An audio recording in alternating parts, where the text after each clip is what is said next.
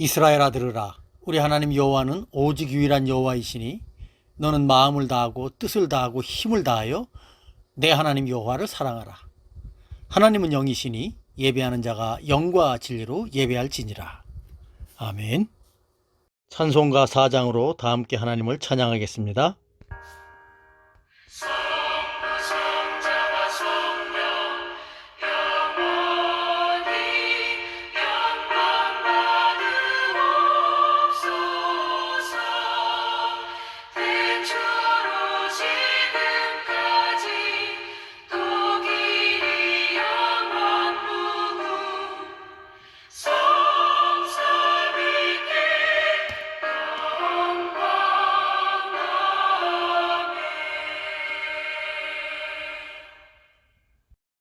사도신경으로 우리의 신앙을 고백합니다.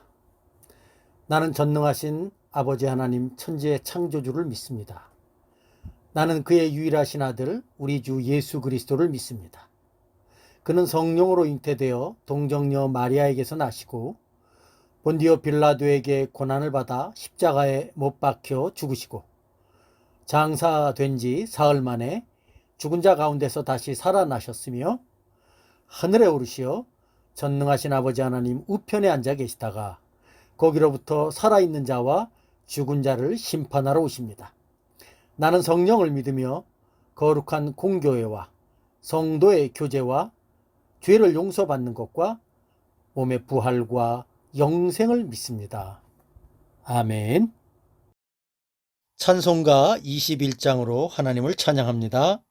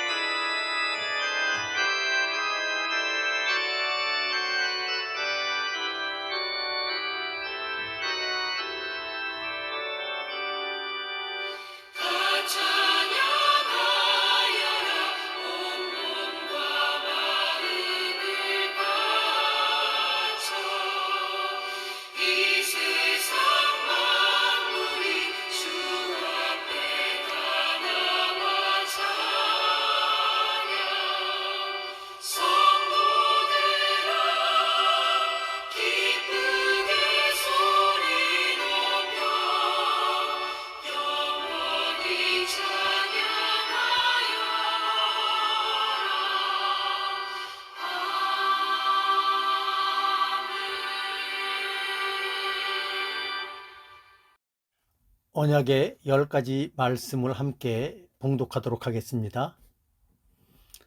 하나님이 이 모든 말씀으로 말씀하여 이르시되 나는 너를 애굽 땅 종되었던 집에서 인도하여 낸 내 하나님 여호와니라. 너는 나 외에는 다른 신들을 내게 두지 말라. 너를 위하여 새긴 우상을 만들지 말고 또 위로 하늘에 있는 것이나 아래로 땅에 있는 것이나 땅 아래 물속에 있는 것에 어떤 형상도 만들지 말며 그것들에게 절하지 말며 그것들을 섬기지 말라. 나 내 하나님 여호와는 질투하는 하나님인즉 나를 미워하는 자의 죄를 갚되 아버지로부터 아들에게로 3, 4대까지 이르게 하거니와 나를 사랑하고 내 계명을 지키는 자에게는 천대까지 은혜를 베푸느니라. 너는 내 하나님 여호와의 이름을 망령되게 부르지 말라. 여호와는 그의 이름을 망령되게 부르는 자를 죄 없다 하지 아니하리라. 안식일을 기억하여 거룩하게 지키라. 엿새 동안은 힘써 내 모든 일을 행할 것이나 일곱째 날은 내 하나님 여호와의 안식일인즉 너나 내 아들이나 내 딸이나 내 남종이나 내 여종이나 내 가축이나 내 문 안에 머무는 객이라도 아무 일도 하지 말라. 이는 엿새 동안에 나 여호와가 하늘과 땅과 바다와 그 가운데 모든 것을 만들고 일곱째 날에 쉬었습니다. 그러므로 나 여호와가 안식일을 복되게 하여 그날을 거룩하게 하였느니라. 내 부모를 공경하라. 그리하면 내 하나님 여호와가 내게 준 땅에서 내 생명이 길리라. 살인하지 말라. 간음하지 말라. 도둑질하지 말라. 내 이웃에 대하여 거짓 증거하지 말라. 내 이웃의 집을 탐내지 말라. 내 이웃의 아내나 그의 남종이나 그의 여종이나 그의 소나 그의 나귀나 물은 내 이웃의 소유를 탐내지 말라. 예수께서 이르시되 내 마음을 다하고 목숨을 다하고 뜻을 다하여 주 너의 하나님을 사랑하라 하셨으니 이것이 크고 첫째 되는 계명이요 둘째도 그와 같으니 내 이웃을 내 자신같이 사랑하라 하셨으니 이 두 계명이 온 율법과 선지자의 강령이니라. 아멘. 주약에 맞춰 지난 한 주일간의 삶을 돌아보며 우리의 연약함과 죄악들을 고백하고 하나님의 은혜를 구하는 시간 갖도록 하겠습니다.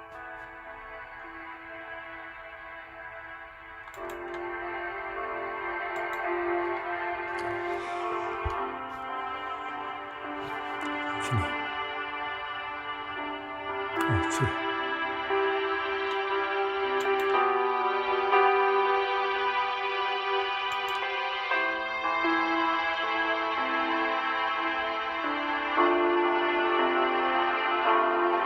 아버지 하나님,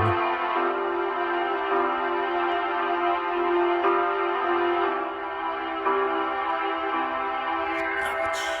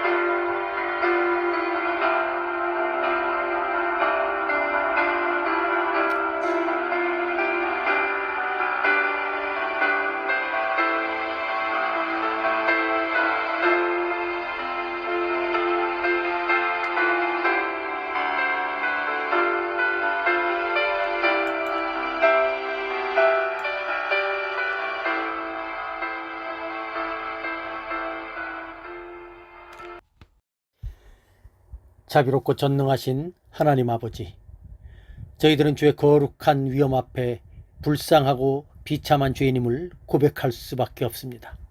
하루하루 살아감에 있어서도 온갖 악하고 죄악된 성향을 따라서 살아갈 수밖에 없는 연약한 인생들임을 고백합니다. 그럼에도 불구하고 우리 주 예수 그리스도의 십자가의 은혜를 의지하며 오늘도 이렇게 주님 앞에 나와 우리를 향하신 주님의 은혜와 자비하심을 간절히 구합니다. 은혜로우신 아버지 하나님, 저희들을 긍휼히 여겨 주셔서 그리스도의 고난과 죽으심을 보셔서 우리의 죄를 사하여 주시되 또한 저희들에게는 주의 성령의 은혜를 더하셔서 우리의 연약함과 죄악들을 깨닫게 하시고 그리스도의 죽으심과 부활의 생명을 의지하여 죄에 대하여는 죽은 자요 의에 대하여는 살아가는 자로 열매 맺게 하여 주시옵소서. 이 모든 간구를 죽음에서 부활하신 우리 주 예수 그리스도의 이름으로 간절히 기도하옵나이다. 아멘. 허물의 사함을 받고 자신의 죄가 가려진 자는 복이 있도다. 마음에 간사함이 없고 여호와께 정죄를 당하지 아니하는 자는 복이 있도다. 내가 이르기를 내 허물을 여호와께 자복하리라 하고 주께 내 죄를 아뢰고 내 죄악을 숨기지 아니하였더니 곧 주께서 내 죄를 사하셨나이다. 아멘. 찬송가 67장으로 하나님을 찬양합니다.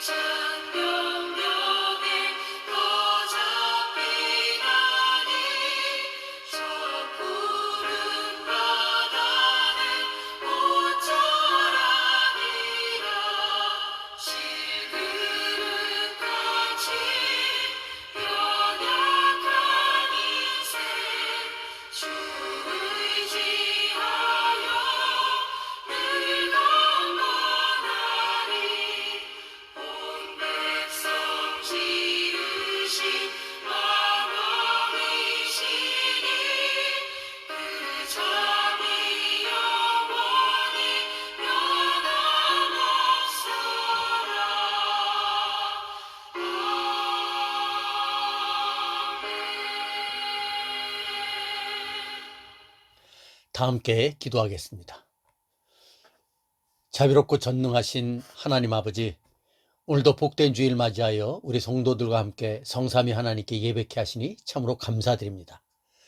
우리가 주 앞에 나와 예배 드릴 때 마음과 뜻과 힘을 다하여 예배를 드리오니 교회의 머리 되신 그리스도께서 친히 임하사 영광 받으시며 예배 드리는 저희 모두에게는 성삼위 하나님의 은혜와 사랑과 역사하심을 깨닫는 귀하고 복된 시간 되게 하옵소서. 주여, 어느덧 9월도 둘째 주가 되어서 아침 저녁으로는 완연한 결실의 계절인 가을을 실감할 수 있습니다. 이런 계절의 변화를 통해서 온 세상을 다스리시고 통치하시는 하나님의 섭리의 손길과 능력을 다시 한번 깨닫게 하시되, 무엇보다도 우리 주 예수 그리스도 안에서 허락된 하늘에 속한 신령한 복을 성령의 인도하심과 지혜를 따라서 잘 깨닫게 하시고 주님의 말씀의 은혜를 항상 사모하면서 주어진 삶의 자리에서 믿음으로 잘 반응하며 순종하며 살아가게 하옵소서. 주님, 2019년부터 시작된 코로나로 인한 일상적인 삶의 불편함과 어려움이 여전히 진행 중입니다. 그러나 이제 우리나라도 조금씩 백신의 접종률을 높여가면서 하루속히 일상적인 삶의 날들이 오기를 기다리고 있습니다.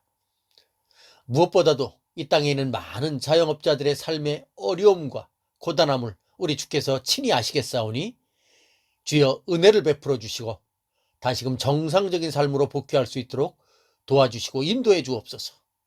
무엇보다도 이와 같은 비상한 시국 속에서 다양한 분야에서 책임 있는 지도자들의 역할이 중요하오니 주께서 그들에게 착한 마음 또 선한 마음을 허락해 주시고 은혜를 베풀어 주셔서 이 어려운 때에 잘 쓰임받을 수 있도록 함께해 주옵소서. 주여, 우리 군포원약교회 성도들과 가정을 위해서 기도합니다. 성도들에게 허락하신 생업을 통해서 일용할 양식을 허락해 주시고 감사함과 자족함으로 생활할 수 있도록 인도해 주옵소서. 무엇보다도 코로나의 위험으로부터 보호해 주시고 어떤 환경에서도 두려워하지 않는 평안함을 허락하여 주시옵소서. 그래서 하루하루를 믿음으로 잘 생활할 수 있도록 복 내려 주시옵소서.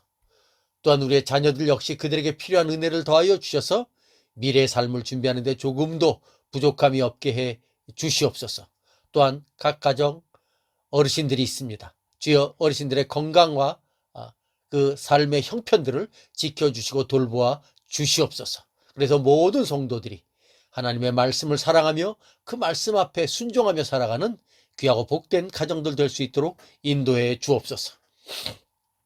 또한 주여, 선교지에서 사역 감당하는 선교사님들과 그 가정을 붙드시고 함께해 주시옵소서. 특별히 우리 교회와 협력하는 전hu성, 신성익, 신승훈 선교사님들의 가정과 사역 가운데 늘 함께해 주시길 간절히 소망합니다. 특히 미얀마에서 사역하시는 신성익 선교사님을 돌보아 주시고 또 일신상의 이유로 잠시 귀국한 전유성 선교사님의 그 모든 일정과 그 과정 가운데 함께해 주시옵소서. 이 모든 간구를 살아계신 우리 주 예수님의 이름으로 간절히 기도하옵나이다. 아멘. 찬송가 436장으로 하나님을 찬양합니다.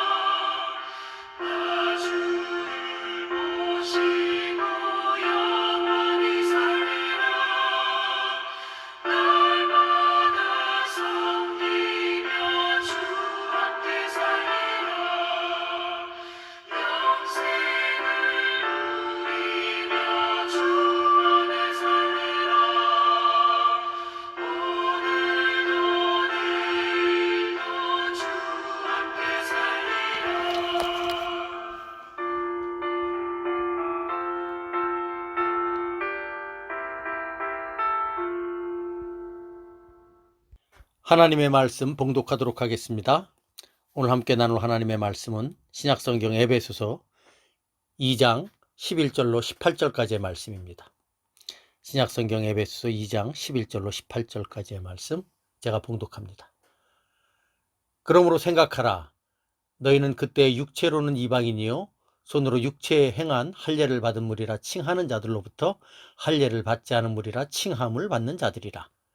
그때 너희는 그리스도 밖에 있었고 이스라엘 나라 밖에 사람이라.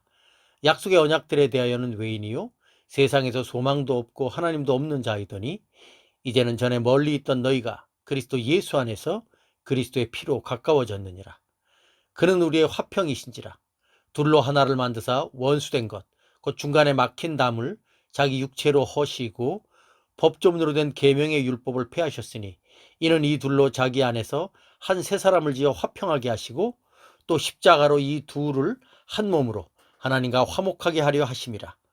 원수된 것을 십자가로 소멸하시고 또 오셔서 먼 데 있는 너희에게 평안을 전하시고 가까운 데 있는 자들에게 평안을 전하셨으니 이는 그로 말미암아 우리 둘이 한 성령 안에서 아버지께 나아감을 얻게 하려 하심이라. 아멘. 말씀을 위해서 기도합니다. 하나님 아버지 감사합니다. 오늘도 저희들에게 복된 주일 허락해 주시고 또 주의 말씀을 들을 수 있도록 은혜 베풀어 주시니 감사합니다. 하나님 우리의 매일매일의 삶이 주님의 말씀과 동행하는 삶이 될 수 있도록 인도하여 주시옵소서. 특별히 우리 모든 성도들 함께 모여서 이렇게 주의 말씀을 들을 때에 주의 성령께서 함께 해주셔서 우리의 마음을 열어주시고 그 말씀을 집중해서 들을 수 있도록 인도해 주시며 또 주께서 깨닫게 해주실 때 그 깨달은 말씀 앞에 우리가 더욱더 적극적으로 순종하여 나가면서 하나님의 거룩한 백성들로서의 삶을 잘 살아갈 수 있도록 인도해 주시옵소서. 감사드리며 예수님의 이름으로 기도하옵나이다. 아멘. 여러분 반갑습니다. 한 주일간 또 주님의 은혜 가운데서 잘 보내셨는지요? 이제 계절은 완연한 가을이 되었습니다. 아직까지도 코로나 때문에 정상적인 생활을 하지는 못하는 상태이지만 이제 조금씩 백신의 접종률도 높아지면서 일상적인 삶으로 회복할 수 있도록 준비를 해야 할 것 같습니다. 물론 코로나가 계속해서 변이 되면서 여전히 우리 주위를 맴돌겠지만 이제 코로나도 감기나 독감처럼 그렇게 인식이 되어서 코로나와 함께 생활하는 소위 말해서 위드 코로나를 준비해야 하는 시점이다 라는 생각을 해보게 됩니다. 그러니 코로나 때문에 너무 이제 위축된 마음이 없으셨으면 하는 그런 생각을 해봅니다. 앞선 에베소서의 말씀에서 사도 바울은 신자들은 예수 그리스도 안에 있는 하늘에 속한 신령한 복을 생각할 때마다 하나님께 감사 찬송을 돌려야 한다고 고백한 바 있죠. 그리고 그 복은 예수 그리스도의 십자가의 공로를 통한 구원의 은혜입니다. 하나님께서는 죄와 허물로 죽었던 우리를 그리스도 안에서 복음으로 부르시고 성령의 역사하심으로 중생시키시고 믿음을 주심으로써 이 세상에서 하나님의 말씀을 순종하는 그런 복된 삶을 살아가게 하십니다. 그리고 이제 이어지는 본문의 내용에서 바울은 다시 한번 우리가 꼭 기억하고 살펴봐야 할 본질적인 문제들을 다시 한번 반복해서 강조해서 가르치고 있습니다. 그것이 무엇일까요? 그것은 바로 그리스도 안에 있는 화평과 관련된 내용들이죠. 바울은 오늘 본문에서 우리가 그리스도 안에 있을 때 진정한 화평을 이룰 수 있다고 말합니다. 그렇다면 바울이 오늘 본문에서 가르치고 있는 그리스도 안에 있는 진정한 화평이란 과연 어떤 의미를 말하는 것인지 그것을 잠시 생각해 보면서 은혜를 나누도록 하겠습니다. 먼저 본문 11절의 말씀을 읽어보겠습니다. 그러므로 생각하라. 너희는 그때 육체로는 이방인이요 손으로 육체 행한 할례를 받은 무리라 칭하는 자들로부터 할례를 받지 않은 무리라 칭함을 받는 자들이라. 바울은 이 구절에서 먼저 생각해 볼 것을 말합니다. 무엇을 생각하라는 것입니까? 예수 믿기 전 우리의 형편이 어떠했는지를 한번 생각해 보라는 것이죠. 사실 에베소서를 보면 바울은 앞부분에서도 비슷한 기조의 표현을 한 것을 볼 수가 있죠. 2장 1절에서 그는 허물과 죄로 죽었던 너희를 살리셨도다. 그렇게 사도 바울은 예수 믿기 전 우리가 어떠했는지 잘 말씀해 주고 있죠. 사도 바울은 예수 믿기 전 우리 모두가 다 허물과 죄 가운데 죽었다고 말하죠. 아담의 후예로 태어난 모든 자연인들은 한 사람도 예외 없이 다 아담의 타락으로 인한 죄악된 본성이 있고 그로 인한 범죄를 행할 수밖에 없기 때문에 허물과 죄 가운데 죽었다, 그렇게 말한 것입니다. 그리고 사도 바울은 오늘 읽은 본문에서도 그런 타락한 인간의 상태를 또 다른 각도로 살펴보면서 말한 것입니다. 크게 두 부분의 영역을 강조해서 설명해 주고 있죠. 첫 번째는 사람과 사람 사이에 존재하는 갈등의 영역입니다. 특히 11절에서 바울은 유대인과 이방인의 갈등에 대해서 말하고 있습니다.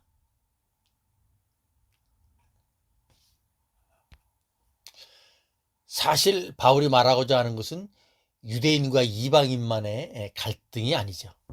바울이 본문에서 말하고자 하는 바는 사람과 사람 사이에 존재하는 여러 다양한 형태의 갈등의 국면들을 말하고자 하는 것인데, 바울 당시에 가장 대표적인 갈등 국면이 바로 유대인과 이방인 사이에 있었던 그런 종교적인 갈등이었기 때문에 그것을 좀 더 강조해서 언급한 것이죠. 당시 유대인들은 이방인을 향해서 할례를 받지 않은 사람들이라고 말하면서 서로 간에 상종하지도 않고 말을 섞으려고 하지도 않았습니다. 심지어 멸시하기까지 했죠. 물론 겉으로는 그것을 드러내거나 적대시하는 모습을 보이지는 않았을 것입니다. 그러나 모든 면에서 서로 간에 차이를 두고 구별을 함으로써 서로 유대인과 이방인은 절대로 같이 섞일 수 없다는 그러한 분명한 내용들을 드러냈습니다.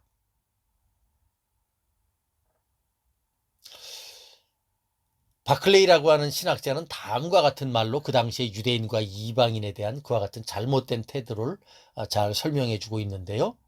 그것을 한번 잠시 말씀드려 보겠습니다. 유대인들은 속으로 이방인들을 매우 경멸했습니다. 유대인들은 하나님께서 이방인들을 있게 하신 것은 그들을 지옥불의 땔감으로 사용하기 위해서 창조했다고 말할 정도로 이방인들을 경멸했습니다. 그만큼 유대인들은 자신들만이 하나님의 선택받은 백성이고 할례받지 못한 이방인들은 그렇지 못하다는 사실을 강조한 것이죠. 그래서 심지어 그들은 이방인 산모가 산고로 고통받을 때 그녀를 도와주는 것조차 율법에 어긋난다고 생각했던 것이죠.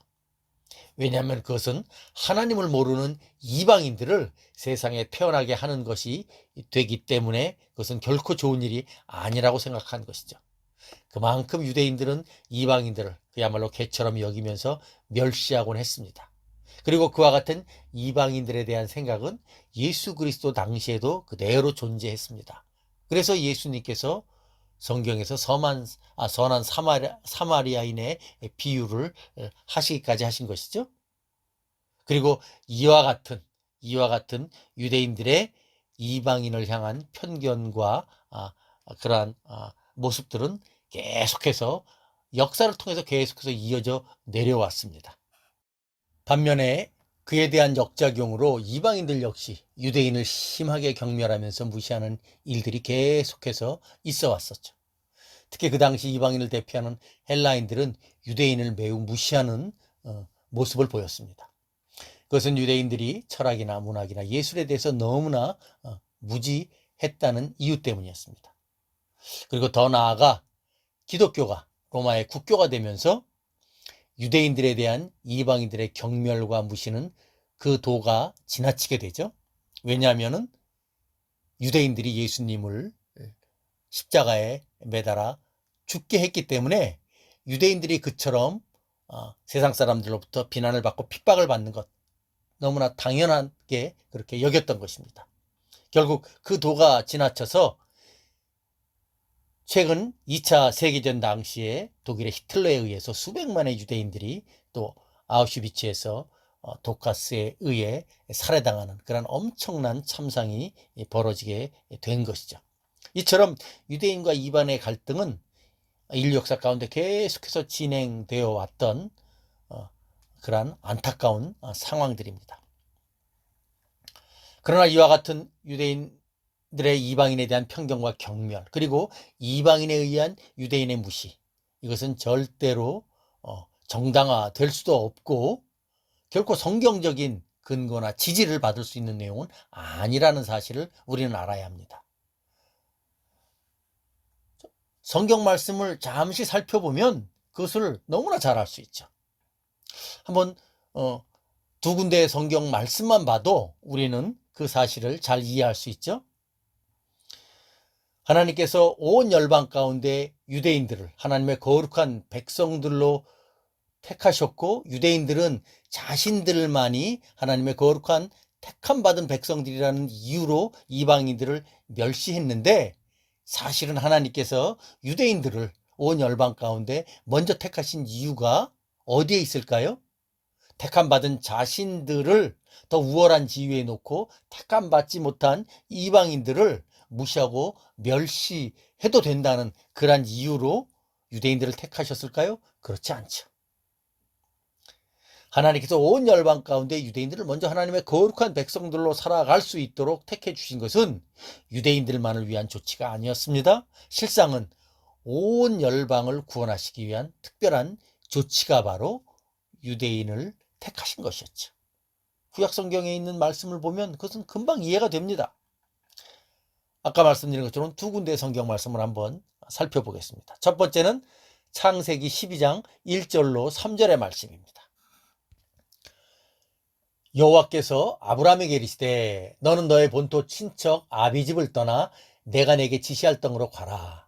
그가 너로 큰 민족을 이루고 내게 복을 주어 내 이름을 창대케 하리니 너는 복의 근원이 될지라. 너를 축복하는 자에게는 내가 복을 내리고 너를 저주하는 자에게는 내가 저주하리니 땅의 모든 족속이 너를 인하여 복을 얻을 것이니라 하신지라.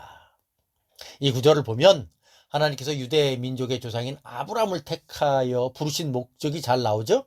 그것은 바로 그로 하여금 복의 근원이 되게 하시고 그를 통하여 땅의 모든 족속이 복을 얻게 하기 위함입니다. 즉 하나님께서는 아브라함을 택하신 것이 아브라함에게 복을 주시기 위함인데, 그 복은 아브라함에게만 머물러 있는 것이 아니라 땅의 모든 족속에게 널리 증거하고 퍼지게 하려는 목적이었다는 것이죠. 아브라함을 택해서 그에게 복을 주시는 것은 택함받지 못한 모든 열방들에게 아브라함의 복을 퍼뜨리도록 하시기 위함이라는 것이죠. 유대인들이 이 말씀만이라도 제대로 이해했으면 이방인을 그렇게 멸시해서는 안 되는 것이겠죠. 두 번째로 살펴볼 말씀은 이스라엘 백성 전부를 대상으로 하나님께서 시내산에서 이스라엘을 택하시고 그들에게 율법을 주시는 장면에서 또 잘 나오죠. 출애굽기 19장 5절의 말씀입니다. 출애굽기 19장 5절의 말씀 한번 또 읽어보도록 하겠습니다. 세계가 다 내게 속하였나니 너희가 내 말을 잘 듣고 내 언약을 지키면 너희는 열국 중에서 내 소유가 되겠고 너희가 내게 대하여 제사장 나라가 되며 거룩한 백성이 되리라. 너는 이 말을 이스라엘 자손에게 고할지니라. 이 구절은 하나님께서 이스라엘을 출애굽시키신 후에 시내산에서 모세를 통해서 십계명을 중심한 율법의 말씀을 주시면서 그들을 언약 백성으로 삼으시겠다는 공식적인 말씀이죠. 그런데 이 구절에서 분명히 드러나 있듯이 그들을 택하신 것은 그들을 위한 것이 아니라 다른 나라를 위한 제사장의 나라로 삼으시기 위함이라는 것이죠. 제사장이란 무엇을 하는 사람입니까? 제사장은 자신을 위해서 봉사하는 사람이 아닙니다. 다른 사람을 위해서 봉사하는 사람이요, 하나님과 백성들 사이를 중개하는 그러한 직책이 바로 제사장 직책이죠. 그 최종의 섬김의 최종 대상자는 하나님이죠. 즉 이스라엘은 이스라엘 자신의 구원을 위해서 하나님께서 택하신 것이 아니라 열방을 위해서 하나님께서 택해 주셨다는 것이죠. 하나님께서 이스라엘 민족에게 율법을 주시고 언약을 주시고 할례를 주신 것 다 그와 같은 섬김과 봉사를 위한 것입니다. 그런데 그들은 그 의도를 모르고 자신들에 대한 그릇된 선민의식을 가지고 이방인들을 경멸하고 멸시했다는 것입니다. 사도 바울은 그와 같은 유대인들의 잘못된 선민의식을 에베소뿐만 아니라 로마서에서도 분명하게 말해주고 있죠. 우리 한번 성경 말씀 또 찾아보겠습니다. 로마서 3장 28절로 29절의 말씀입니다. 로마서 3장 28절로 29절의 말씀 제가 한번 읽습니다. 대저 표면적 유대인이 유대인이 아니며 표면적 육신의 할례가 할례가 아니라 오직 이면적 유대인이 유대인이며 할례는 마음에 할지니 신령에 있고 의문에 있지 아니한 것이라. 그 칭찬이 사람에게서가 아니요 다만 하나님에게서니라. 이 말씀은 유대인들이 자랑하는 육신의 할례가 그렇게 중요한 것이 아니라는 것입니다. 심지어 할례를 받고 율법을 배우고 성전에서 하나님께 제사를 드린다고 해서 그것이 다 하나님의 백성된 참된 표지는 아니라는 것이죠. 그렇다면 무엇이 하나님의 백성된 참된 표지일까요? 그것은 바로 육신의 할례가 아닌 마음의 할례여야 한다는 것이죠. 마음의 할례라는 것은 죄와 허물로 죽어있는 우리의 비참한 상태를 성령의 역사하심을 깨닫고 성령의 역사하심을 통해서 깨닫고 하나님의 은혜의 공로만을 간절히 소망하면서 믿는 그러한 겸손하고 가난한 마음을 말합니다. 그것을 사도 바울은 마음의 할례다 그렇게 말합니다. 또 구약의 에스겔 선지자나 예레미야 선지자 역시 너희는 육신의 할례를 받을 것이 아니라 마음의 할례를 받아야 된다라고 말하면서 이미 구약 성경을 통해서도 그와 같은 하나님의 은혜가 얼마나 이스라엘 백성들에게 필요한가 하는 것을 분명하게 말씀해 주신 바 있죠. 그런 마음의 할례가 없는 사람은 그가 비록 유대인이라 할지라도 진정한 하나님의 백성은 아니라는 것이죠. 오늘 본문도 보면 바울은 유대인을 어떻게 지칭합니까? 손으로 육신에 행한 할례당이라 칭하는 자들이라고 지칭합니다. 즉 그만큼 유대인들이 그들의 몸에 있는 할례를 참 자랑하듯이 떠벌렸다는 것이죠. 어느 면에서 보면 이것은 유대인들을 풍자한 말입니다. 특히 자신의 육신의 할례를 가지고 자랑하면서 그것을 선민의 표지라고 으스대는 그들의 잘못을 풍자하면서 한 말입니다. 그런데 여러분 한번 생각해 보시기 바랍니다. 이것을 이방인들이 말한 것이 아니라 소위 말해서 유대인 중에 유대인이라고 말했던 사도 바울에 의해서 이 말이 지금 기록된 것입니다. 사도 바울은 한때 그 자신이 그런 선민의식에 깊이 빠져 있었던 사람입니다. 아까도 말씀드렸지만 바울은 자신을 표현할 때 나는 유대인 중에 유대인이다 라고 말했습니다. 그 의미가 무엇입니까? 바로 그와 같은 잘못된 선민의식에 깊이 빠져있던 자신에 대한 표현을 그렇게 말한 것입니다. 바울은 자신이 그와 같은 잘못된 인식 속에서 살다가 다메섹 도상에서 부활하신 예수 그리스도를 만난 이후에 복음의 참된 진리를 깨달았기에 이처럼 유대인들의 잘못된 선민의식을 철저하게 고발할 수 있었던 것이죠. 그렇다면 오늘날 우리 믿는 사람들은 이러한 반복된 잘못을 저지를 가능성은 없을까요? 우리는 유대인이 아니기 때문에 우리는 믿음으로 구원받기 때문에 우리는 절대로 이와 같은 잘못을 저지를 가능성은 없어 라고 그렇게 말할 수 있을까요? 그러나 그렇지 않다는 것이죠. 우리도 비록 우리가 예수 그리스도를 믿는 믿음으로 구원받은 하나님의 백성들이라 할지라도 우리도 역시 그와 같은 잘못된 선민의식에 젖어서 살아갈 때가 종종 있다는 것입니다. 예수 믿는 신자들은 하나님의 선택과 예정을 따라서 그리스도를 믿고 그 은혜를 받아 누리면서 신앙생활을 합니다. 이스라엘 백성들이 하나님의 택함을 받았듯이 오늘날의 기독교 신자들도 하나님의 택함을 받은 것이 분명합니다. 그런데 이 은혜의 교리를 까딱 잘못 오해해서 마치 내가 하나님의 선택을 받을 만한 무엇인가가 나에게 있었기 때문에 하나님께서 나를 택하시고 은혜를 주셔서 이렇게 주님을 믿고 복된 신앙생활을 하게 되었다고 생각하기 쉽죠. 하나님의 선택과 믿음의 은혜를 받은 것은 매우 귀한 일이고 자랑할 만한 일입니다. 그러나 그런 자랑과 자부심은 다른 사람, 특별히 믿지 않는 불신자들과의 차별과 구별로 나타내면 안 됩니다. 그런 자랑과 자부심은 다른 사람을 향한 섬김과 사랑으로, 희생으로 나타나야만 하는 것이죠. 그것이 바로 참된 은혜를 받은 신자들의 올바른 모습이죠. 사랑하는 성도 여러분, 하나님께서 우리에게 그리스도를 믿을 수 있는 믿음을 주신 것은 그 믿음을 통해서 하나님의 영광을 높이고 우리를 도우시고 축복하시는 하나님의 은혜와 사랑을 자랑하라고 주신 것입니다. 그러므로 우리는 오직 주님만을 높이고 자랑해야 합니다. 우리가 주님만을 자랑하는 방법은 왼손이 하는 것을 오른손이 모르게 하고 외식하지 않고 보복하지 않으면서 주님의 계명을 신실하게 잘 지키며 살아가는 것입니다. 우리가 그렇게 살아갈 때 하나님은 영광을 받으시죠. 그리고 그렇게 행할 때 우리는 주님처럼 이 세상에서 갈등을 확산시키고 분열을 이렇게 드러내는 그러한 사람으로 살아가는 것이 아니라 화평을 증거하며 회복과 화합을 도모하는 그런 자로 살아갈 수 있는 것이죠.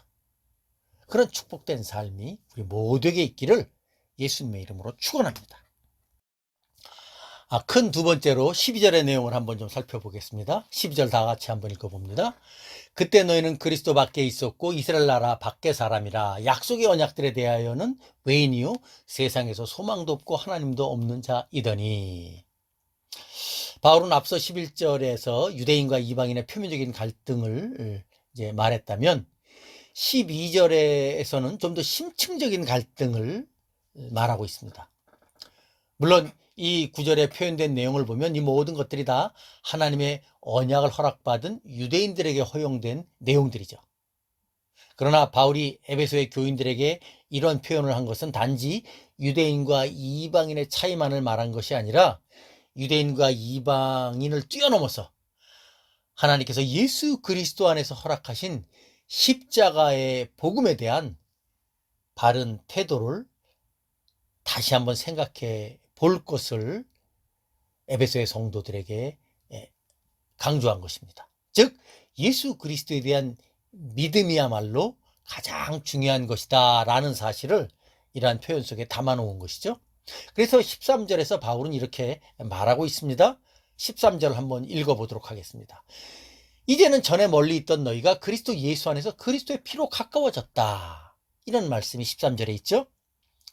즉 바울은 유대인이나 이방인이나 할 것 없이 누구나 예수 그리스도의 십자가의 복음 안에서만 구원함에 이룰 수 있다는 사실을 강조한 것입니다.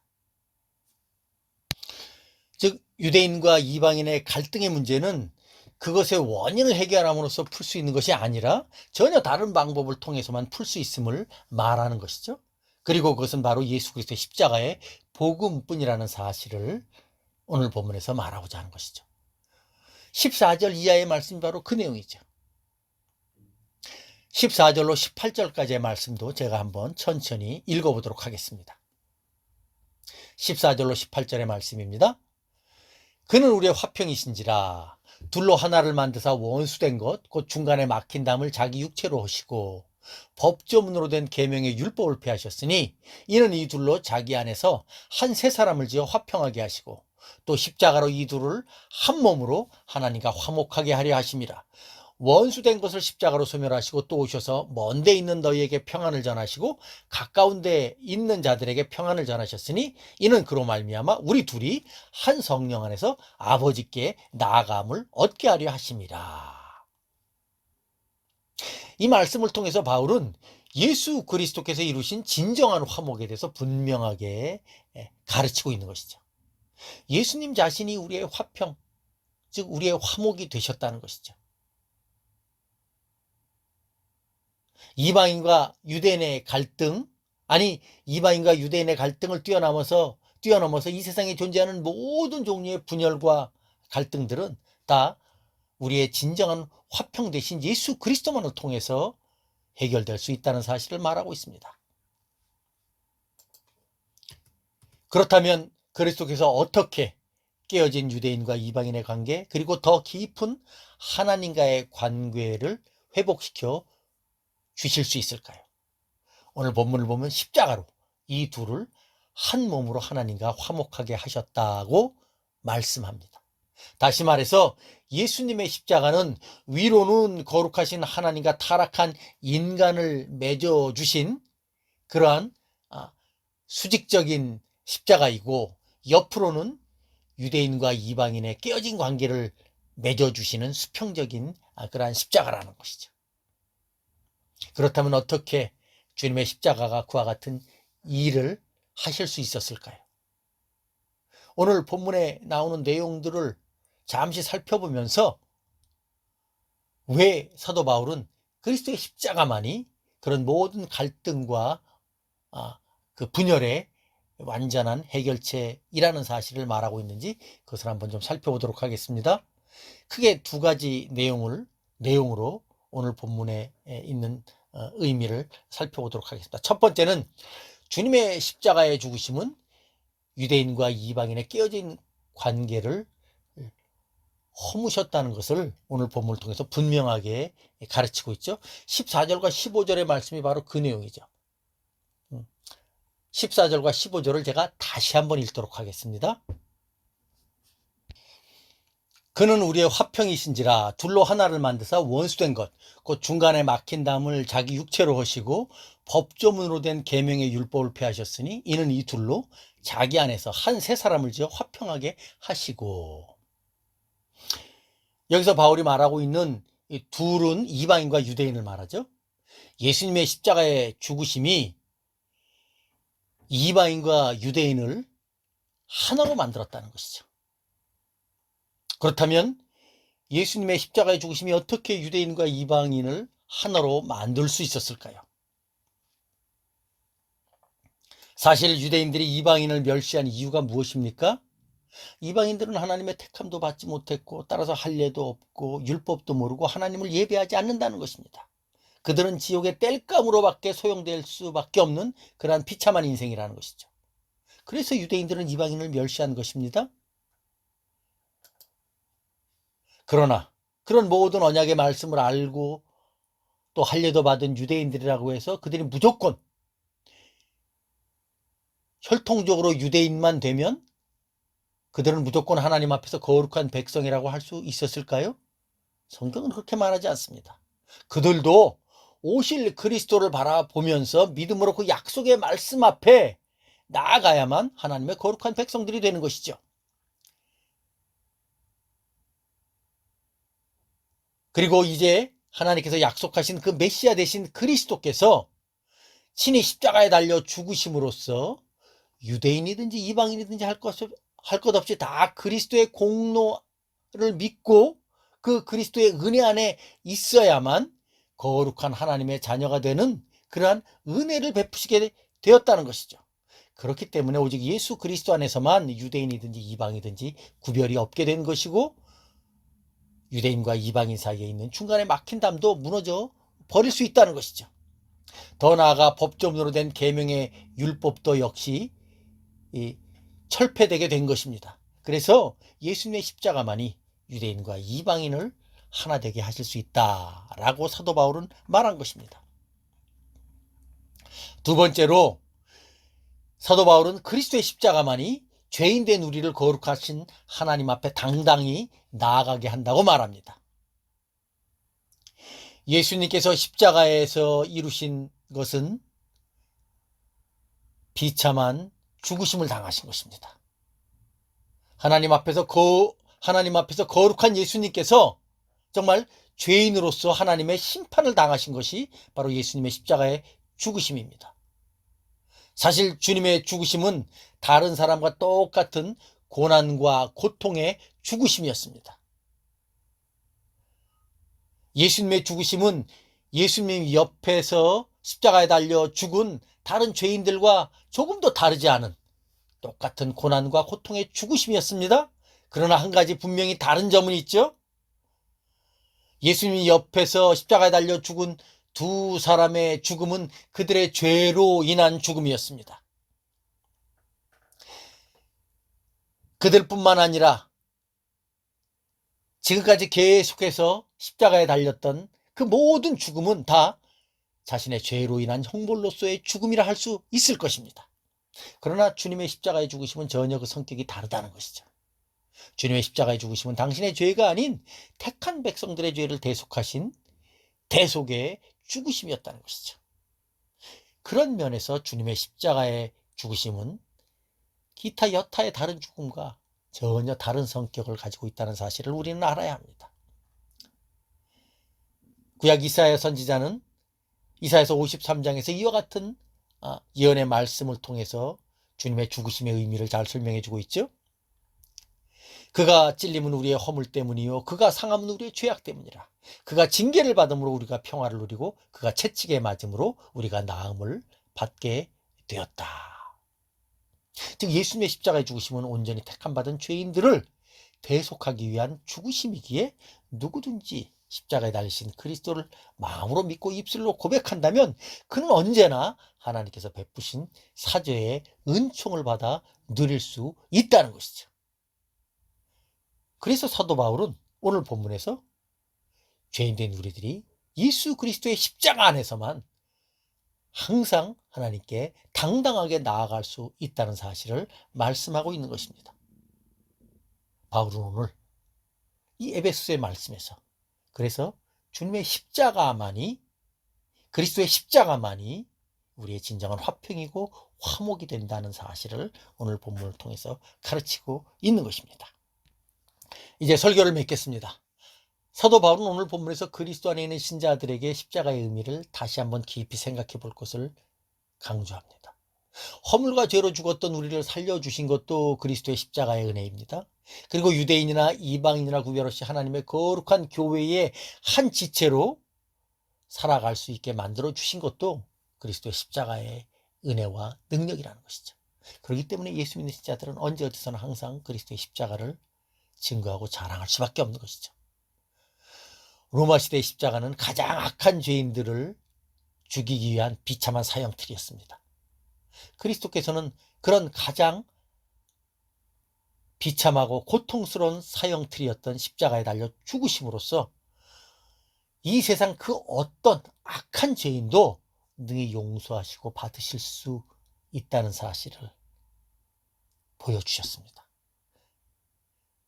그러므로 이런 은혜의 십자가를 믿고 살아가는 우리 예수 믿는 신자들은 더 이상 이 세상에서 다른 사람을 향해서 미워하거나 갈등의 원인이 되거나 원수 삼는 일은 하지 말아야 되는 것이죠. 아니, 내가 그런 일을 주도하진 않았지만 다른 사람에 의해서 내가 그런 오해를 받고 그런 어려움들을 내가 겪게 될 때 우리는 우리를 위해서 십자가에 달리신 예수 그리스도의 그 은혜와 공로를 생각하면서 그것을 기억하면서 그러한 어려운 상황들을 또 믿음으로 잘 극복해 나가야 할 것입니다. 그것이 바로 우리가 예수 믿는 신자로 이 땅 가운데서 살아가는 삶의 모습입니다. 사도 바울은 오늘 본문에서 바로 우리가 그와 같은 그리스도 안에서 참된 새로운 사람이 되었음을 선포하면서 그런 복된 믿음으로 살아갈 것을 다시 한번 우리에게 강조합니다.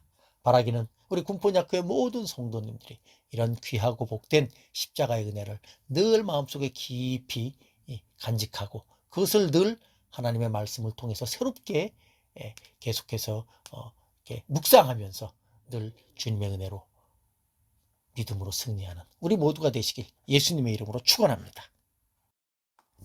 하나님 아버지 감사합니다. 오늘도 귀하고 복된 말씀을 통해서 예수 그리스도 안에 있는 신자의 복된 삶이 얼마나 귀하고 복된 것인가를 다시 한번 깨닫게 하시니 참으로 감사드립니다. 우리가 만일 예수 그리스도를 몰랐다면 우리도 하나님의 은혜 언약과는 상관없는 그런 소망 없는 삶을 살았을 텐데 주께서 우리를 복음으로 불러주시고 예수 그리스도 안에서 주님의 대속의 은혜를 깨닫게 하여 주셔서 하나님께 믿음으로 당당하게 나아갈 수 있게 하시니 참으로 감사드립니다. 주님, 이런 귀하고 복된 은혜를 받았으니 우리도 역시 주님의 순종의 모습을 본받아 살면서 이 세상 가운데 갈등과 분열이 아닌 화평과 화목의 삶을 살아갈 수 있도록 인도해 주옵소서. 그래서 이 세상 가운데 주님의 은혜와 사랑을 더욱더 풍성하게 드러내는 우리 모두가 되게 하여 주시옵소서. 이 모든 간구를 살아계신 우리 주 예수님의 이름으로 간절히 기도하옵나이다. 아멘. 찬송가 455장으로 하나님을 찬양합니다.